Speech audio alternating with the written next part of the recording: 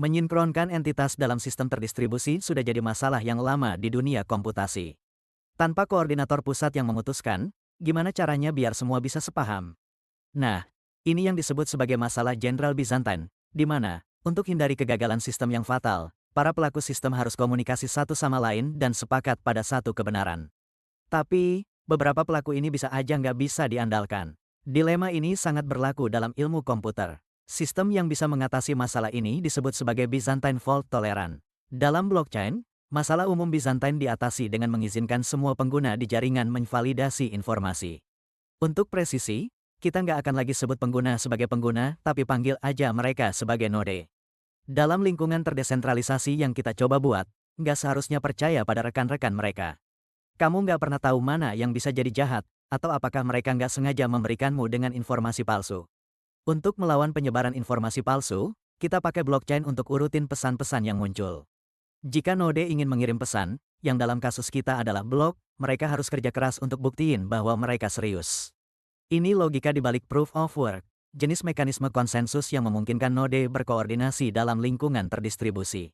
Mekanisme-mekanisme kayak gini memastikan semua agen di sistem bisa setuju pada satu kebenaran, meskipun beberapa agen gagal. Dalam Proof of Work, penggunaan hashing digunakan, seperti yang sudah kita bahas sebelumnya.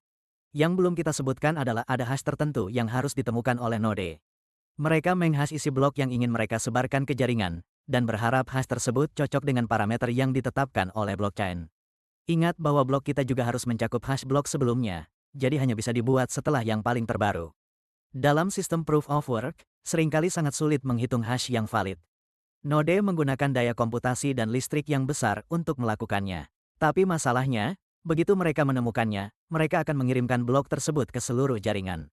Semua orang bisa dengan mudah cek kalau itu valid dan nggak diedit, karena mereka hanya perlu menghash sekali untuk lihat apakah menghasilkan hash yang benar.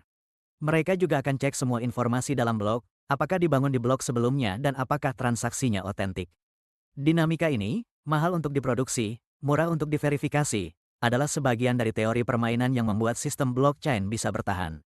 Kamu bakal rugi kalau kamu membuat blok yang nggak valid, karena node lain akan langsung menolaknya. Proof of Work adalah mekanisme konsensus pertama yang muncul dan tetap penting. Proses menggunakan Proof of Work untuk menyelesaikan sebuah blok disebut penambangan, dan node yang berpartisipasi dalam penambangan disebut penambang. Kita sebut mereka penambang karena mereka bekerja untuk mengekstrak reward dari protokol. Meskipun Proof of Work kuat untuk mencegah penyalahgunaan sistem dengan tingkat keamanan yang tinggi, ia memiliki beberapa keterbatasan. Salah satunya, ketika jaringan menjadi lebih besar, dibutuhkan peralatan yang mahal dan penggunaan energi yang tinggi. Karena itu, mekanisme konsensus alternatif diperkenalkan untuk mengurangi keterbatasan ini. Mekanisme konsensus alternatif yang menonjol disebut Proof of Stake, yang diusulkan pada tahun 2011. Mekanisme Proof of Stake menggunakan proses pemilihan pseudo-random untuk memilih validator dari sebuah grup node.